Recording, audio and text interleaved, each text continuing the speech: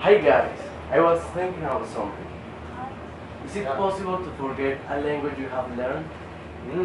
I never thought about it. And what about forgetting your mother tongue?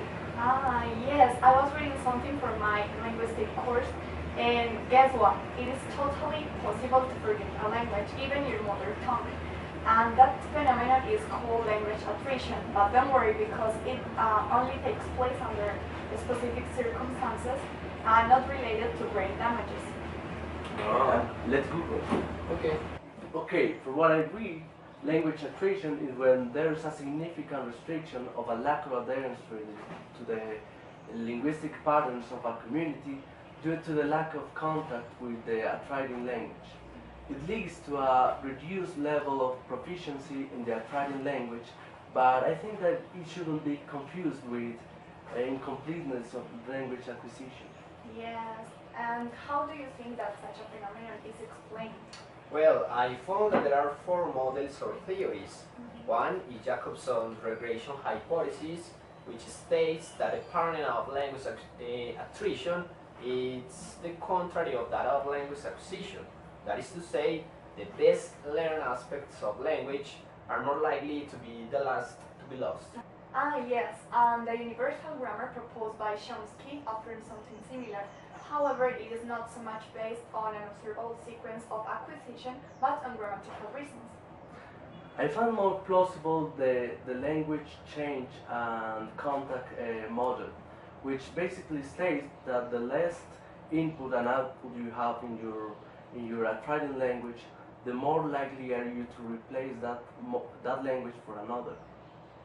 And in the fourth model, the psycholinguistic perspective takes internal factors such as memory retrieval and accessibility into account. For example, explaining the process of remembering words. But then, what's first lost? I read that lexicon is the most vulnerable level of language. So an attriter would use a very general vocabulary, avoiding technical words. Let's say using flower instead of rose. Morphology is also altered, especially verb conjugation and singular or plural forms.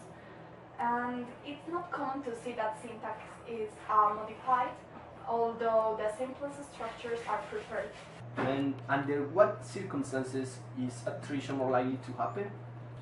There are some social-linguistic factors that seem not to be directly related to language attrition, for instance, gender, education, and time. However, some other factors play a significant role in language attrition. For instance, attitude towards a second language and feelings of identification with the speaker's own community have been shown to have a damaging effect on the speaker's first language.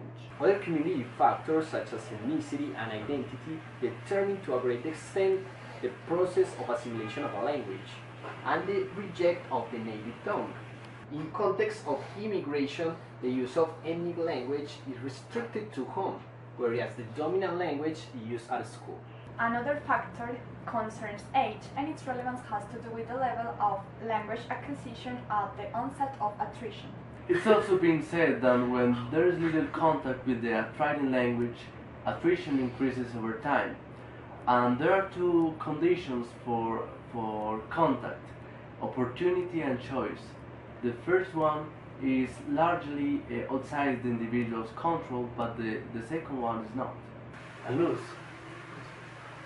how do linguists do research about language attrition? Usually the performance of an attriting individual is evaluated in terms of the adherence to the linguistic norm. Sometimes a corpus of native speakers is used as reference, but in other cases, their linguists trust their knowledge of their tongue. For instance, there are exercises like description of pictures, identifying grammatical and ungrammatical constructions in sentences as well.